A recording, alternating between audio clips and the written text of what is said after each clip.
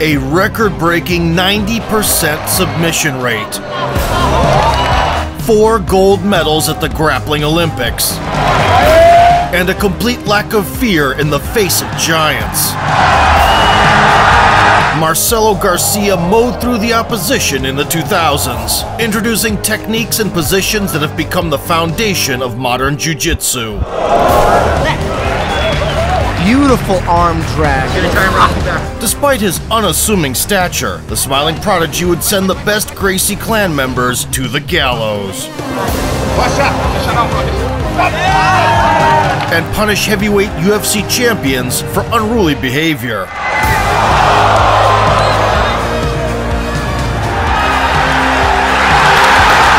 This is a tale of a mythical hero who redefined dominance in the art of weaving the human body. Stock up on oxygen. E olha só. Ih, rapaz, já encaixou ali, hein? Bateu, terminou, acabou, dormiu. Marcelinho was born in 1983 in a small Brazilian town. Enthralled by Bruce Lee and 80s blockbusters, he began his martial arts journey with karate, later switching to judo, and soon diving headfirst into the world of Brazilian jiu-jitsu. 20-year-old Marcelo first came to prominence in 2003. By a stroke of luck, he was brought in as a late replacement at 80cc, the submission grappling Olympics, where the world's best stranglers and cripplers gather every 2 years. Grappling wasn't nearly as popular back then as it is today. However, 80cc champions shone bright in MMA, making the title highly esteemed among hardcore fans. Rico Rodriguez became the UFC heavyweight champion. Mark Kerr won 2 one-night UFC tournaments and came close to capturing the belt in pride. Punching Kerr to side head. Kerr's got him on his back. Ricardo Arona gave young Fedor his toughest fight and even out-wrestled the last emperor. Later winning the Rings Grand Prix and reaching the finale of the Pride Grand Prix. Marcelo, a hopeless and undersized underdog, weighing 145 pounds in the 170-pound division, pulled guard from the opening seconds, arm-dragged his opponent, and came up on top. Then seamlessly took the back and administered a sedative shot.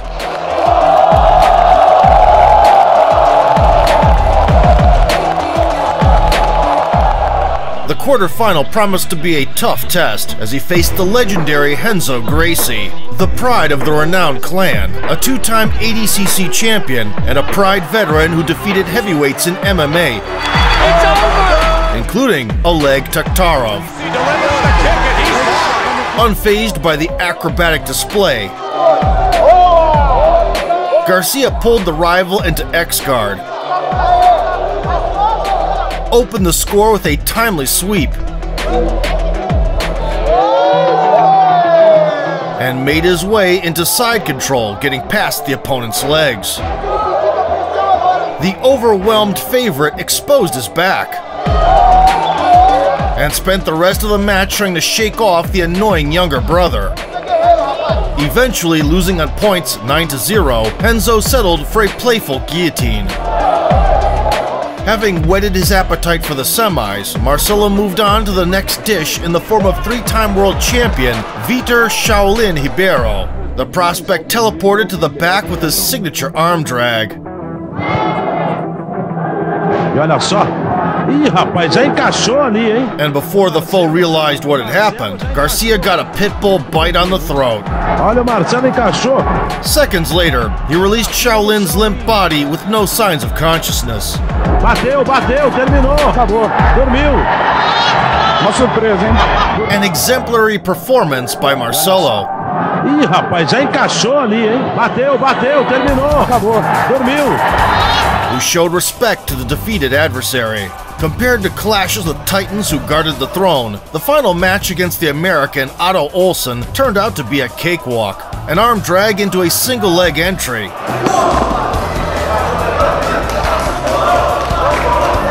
A body lock guard pass. and a rear naked choke as the opponent turns his back, trying to get up. Made it look easy. Just like that, Garcia conquered the most prestigious submission grappling tournament, etching his name into history.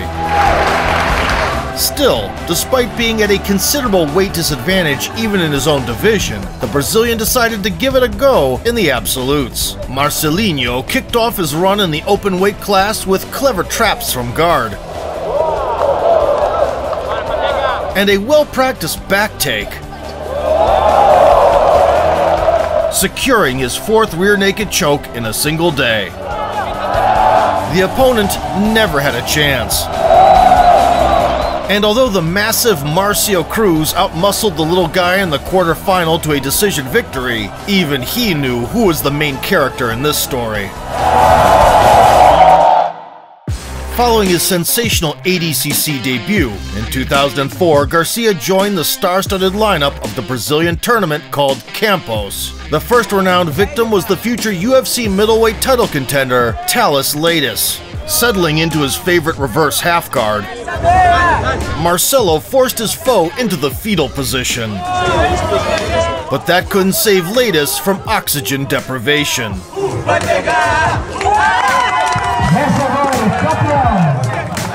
Garcia did not back down even against Cro Cop's future nightmare, a young Gabriel Gonzaga. The nimble lightweight outmaneuvered the big guy on the feet, climbed onto his back crazy frog style,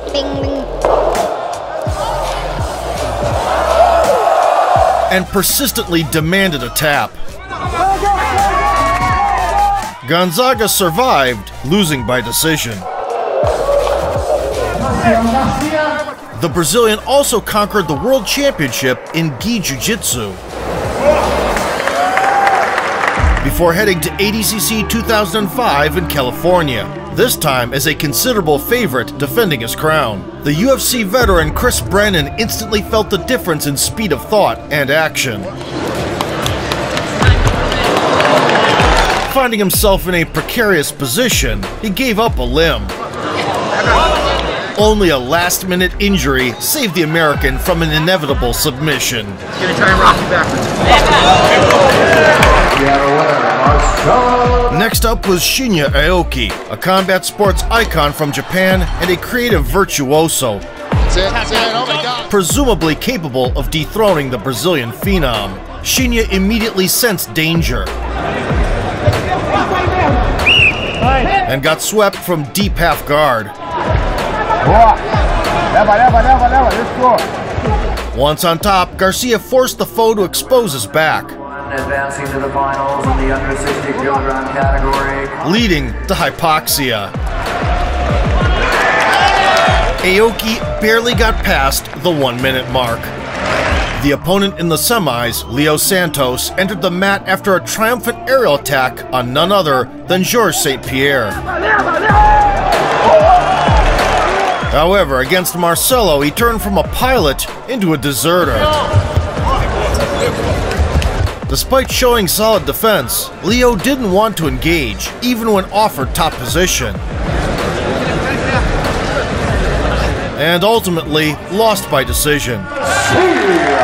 In the finale, Garcia faced another young talent, Pablo Popovich, who had eliminated Renzo Gracie and Jake Shields from the tournament.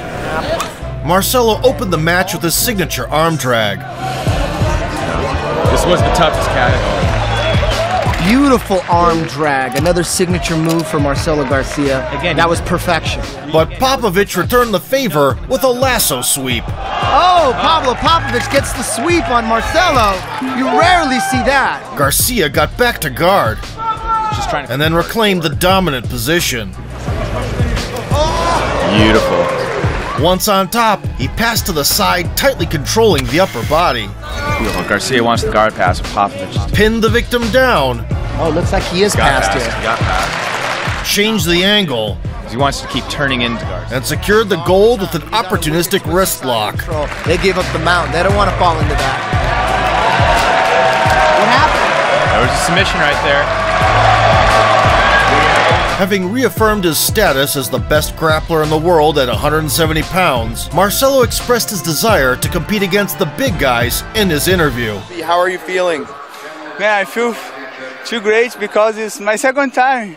Do you think you're going to fight the Absolute today? Yes, I want. And I want one tough guy first. His wish was granted, and the guy tasked with taming the little dynamo was the recently crowned UFC heavyweight champion, Rico Rodriguez, who by that time had collected a full set of 80cc medals, including gold in the 99-kilogram division. The menacing bruiser was pushing frantically, clearly wary of Garcia's Wolverine attacks.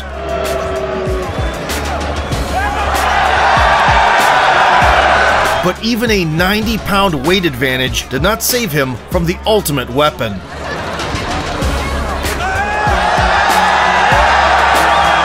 Marcelo pulled the enemy in with an arm drag, and while the giant was freeing his limb, the agile Brazilian grabbed a single, turned the corner to the back, and buckled Rico's knees to sit him down.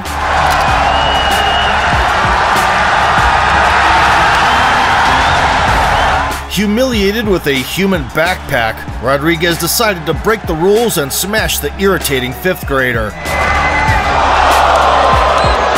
Unfazed, Garcia responded with the first and only heel hook of his career.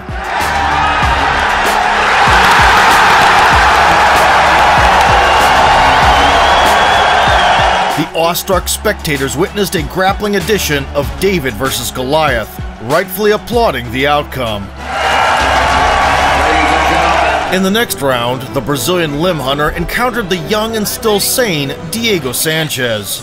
The nightmare started out briskly as usual, but Marcelo used a leg entanglement to reverse the position.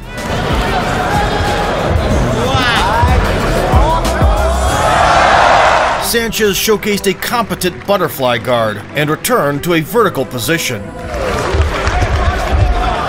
Emboldened by the success, he got close to taking the back by re-dragging the arm drag master.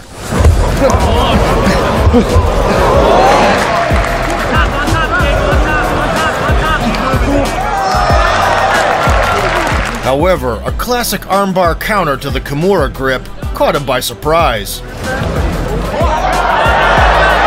The lock was too tight to escape.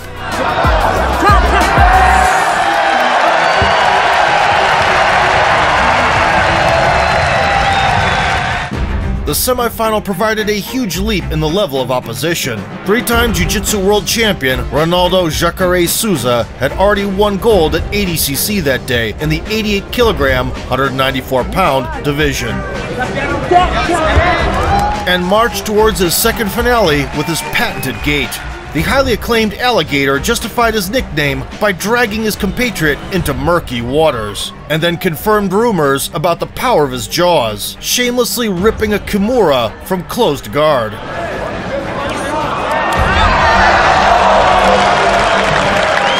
Nevertheless, Marcelo did not leave the mats empty-handed. In the third-place match, he became the second person in history to pass the legendary Xande Ribeiro's impenetrable guard, allowing him to secure the back, apply a strangle, and add another valuable scalp to his trophy wall.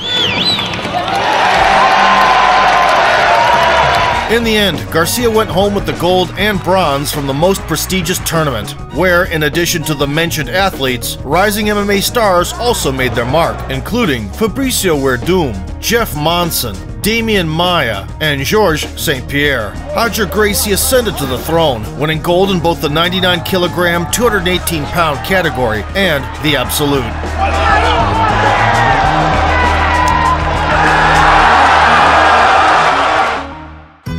Already miles ahead of his colleagues, the 23-year-old Garcia was still in pursuit of perfection, tirelessly forging new weapons in the gym. After bursting onto the world stage with picture-perfect arm drags, deadly rear naked chokes, and X-guard variations,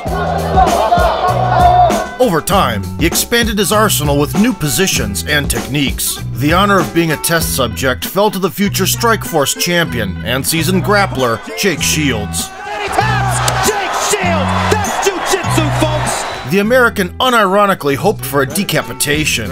He's going after it, trying to get a choke. Marcelo easily slipped away. His guillotine's one-arm guillotine. Didn't get the points for that. And sat Jake down by running the pipe. Marcelo Garcia, it's going to be interesting to see if he can get on top of Jake Shields. And there he is. He sits up for the single. Wary of back exposure, Shields hurried to insert an underhook, but forgot to protect his head.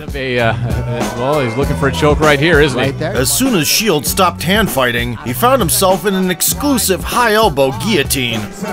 Boy, I don't know. As great as Garcia is, and it's over. He taps out. You saw the hand come up. And This variation is now known as the Marcelo-tine. In early 2007, the Brazilian innovator unleashed the stuff he'd been working on under the Grappler's Quest promotion banner. He elegantly hopped over the guard, isolated the near arm with his legs, tortured the foe in a crucifix, and ended the man's suffering with a choke. In the finale against Gracie, Marcelo dominated in the stand-up.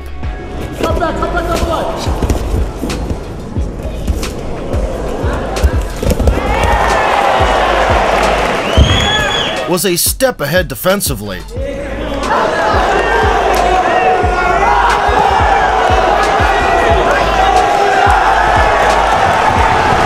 And didn't let the opponent rest by attacking his arms.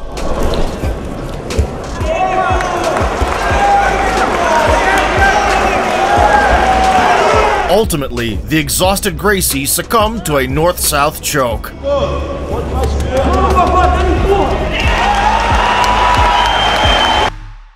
Armed to the teeth with state-of-the-art techniques, in 2007, Marcelo returned to the 80cc Gotham City stage to protect the fans from witnessing boring point-based snooze fests. The reconnaissance took a minute, ending with a demonstrative guillotine execution.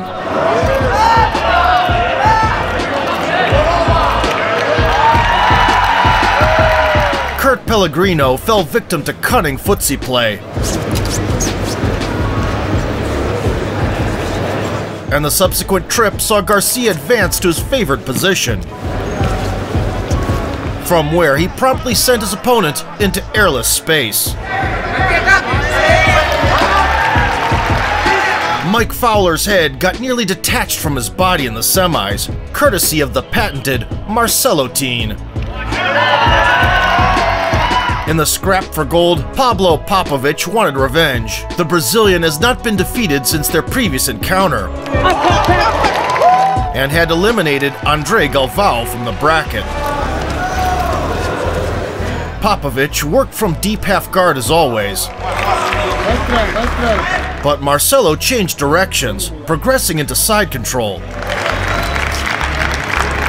He then switched sides again with knee on belly, neutralized the far arm to seamlessly move to north-south, and finished the masterclass by applying an airtight strangle. 3 ADCC runs, 3 gold medals at 170 pounds. This time, all the wins came exclusively via submission. Unfazed by heavyweight danger, Marcelo once again set out to expand his sphere of influence into the realms of the absolute division. The game plan remained the same: entangle the legs and use it to sweep. Bypass defensive barriers in a single motion. Transition to north-south and seal the deal. However, the next challenge seemed to be too much even for Garcia, as he faced off against Hollis Gracie, a heavyweight runner-up. The previously foolproof arm drag didn't do the job. Stuck under the bruiser, Garcia crafted a spell from the bottom. A lightning-quick arm lock proved painful, and a verbal submission paved the way for the young wizard to advance to the semifinal, where he threatened another giant with the reverse armbar, and ended up on top. Each attempt to escape the quicksand only worsened the drowning opponent's matters.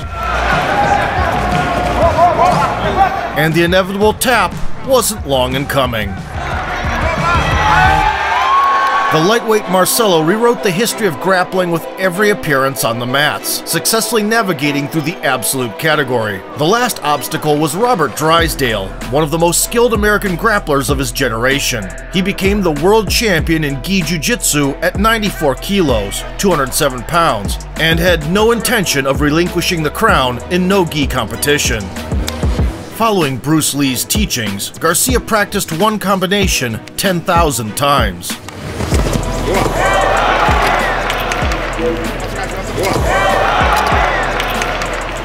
Making it effective against anyone. However, he couldn't keep the bigger man down. Robert learned his lesson and countered a shot in open space with a Darce choke, thus stopping the Brazilian maestro.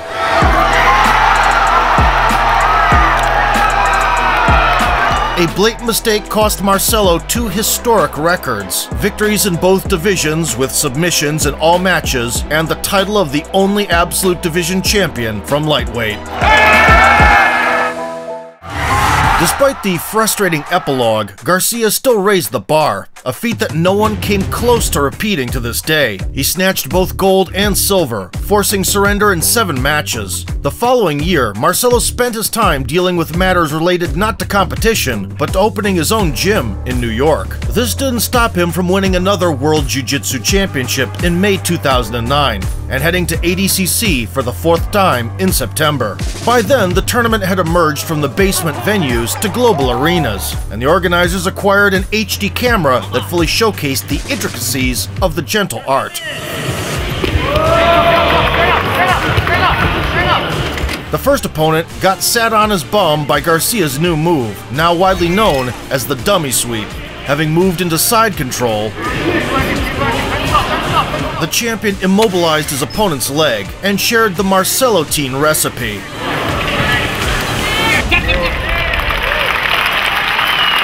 Next in line was Gracie, a talented finisher and the golden boy of the famous Gracie clan. Kron set a rough tone from the gate, and Garcia didn't back down. Positioning himself in X guard, he initiated a scramble and almost snatched the neck.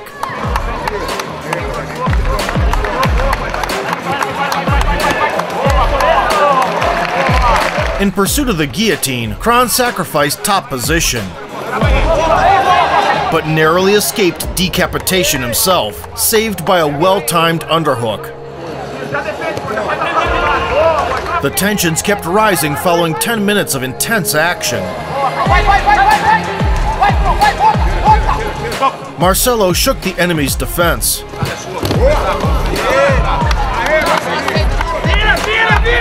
forced half guard, and caught the neck as soon as Gracie tried to escape.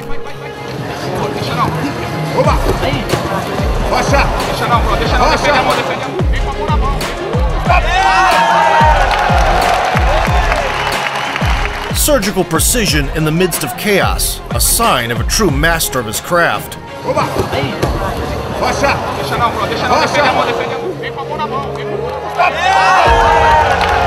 The dance partner in the semis had his share of firewalking.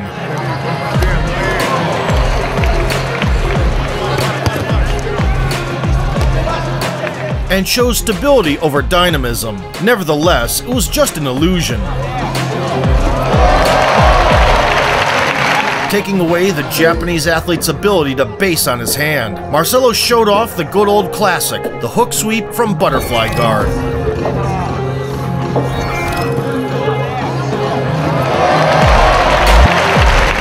First thinking about the north-south choke, he transitioned to his 3rd consecutive guillotine.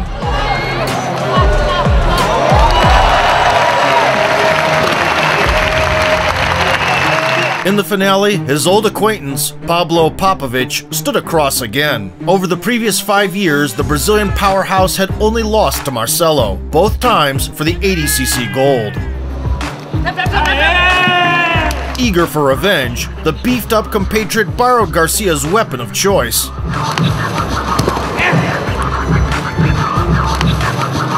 Forcing the rival to improvise from butterfly guard. Garcia didn't abandon the X-guard either, combining its variations and finding his way to the top. Popovich stuck to his best moves as well, performed a sweep, and sneakily cheated on the attack, which infuriated Marcelo. The decisive moment came with Popovich's guard pass in the last minute. Garcia quickly recovered,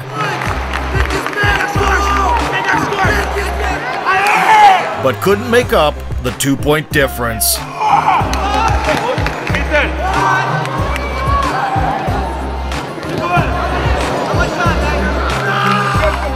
Luck wasn't on Marcelinho's side in the absolute division either. After a fireworks show in his first encounter, future absolute champion Braulio Estima strangled the lightweight in the quarterfinals.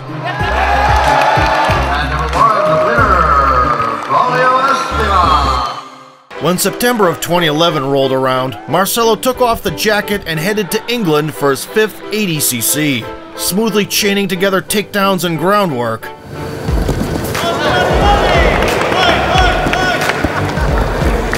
The Brazilian mongoose slid through defensive frames and French revolutioned his first opponent.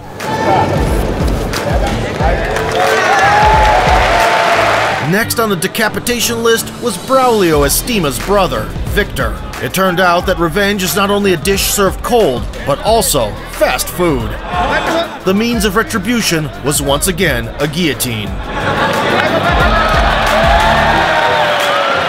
The semifinals saw a rematch with Gracie, who had noticeably matured over the past couple of years.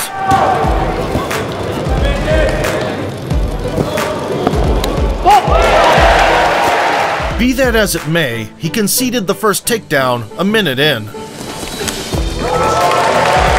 The Golden Boy threatened with an omoplata and got back up.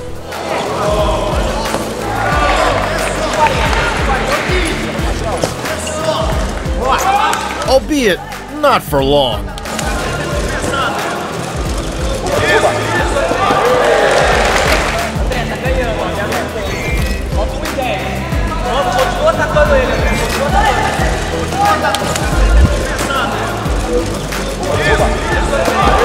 Kron pushed the action from his back,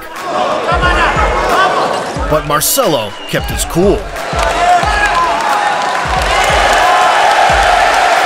and settled for an uncharacteristic win by points. Only Leo Vieira stood between him and the crown. Like Garcia, the Brazilian won 2 consecutive ADCC titles in 2003 and 2005, but in the 145-pound division. He also claimed silver in 2007 and set out to conquer a new weight class in 2011.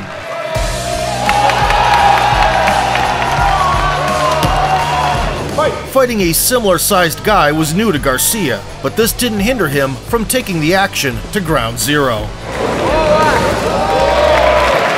And soon teleporting into mount.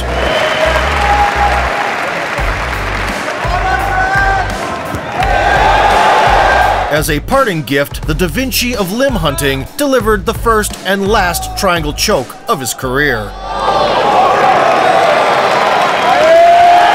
Marcelo was gracious in victory as always, reaffirming his status as the best pound-for-pound grappler on the planet. To this day, no one else has managed to conquer ADCC 4 times in a fixed division. Only Gordon Ryan comes close to this epical achievement, with 3 gold medals. Fans were eager to witness further greatness, but a knee injury prevented Garcia from jumping into the absolute. After the tournament, he focused on coaching. If I continued to compete, I wouldn't be able to give proper attention to my students. They are increasingly performing at the highest level, needing my guidance and support. Their successes bring me even more joy than my own. You never explicitly mentioned retirement, but considering what you've just said and the fact that you and your wife are expecting twins, don't you feel like your competitive career has come to an end? It's hard for me to think about it. It's not the end yet, but...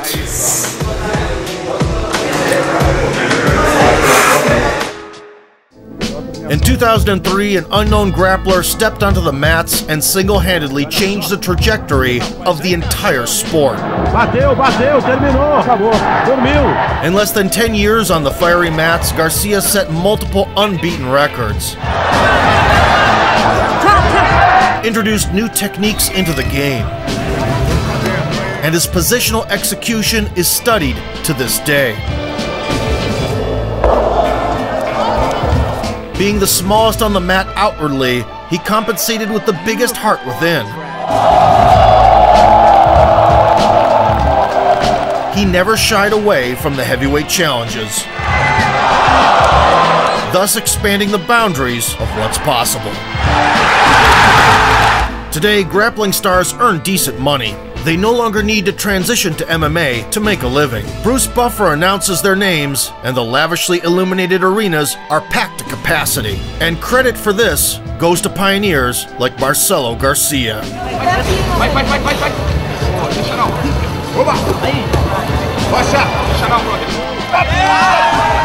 In January 2023, the Brazilian veteran was diagnosed with cancer. He is currently undergoing treatment and promises to return to his home academy to teach the next generation. Even on a hospital bed, he never stops smiling. It's just like another final, so I'm really looking forward for that.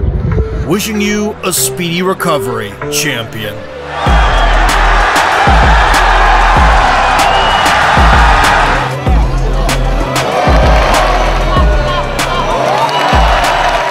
If you enjoyed this video, guillotine the like button, subscribe to the channel, and vote for sport.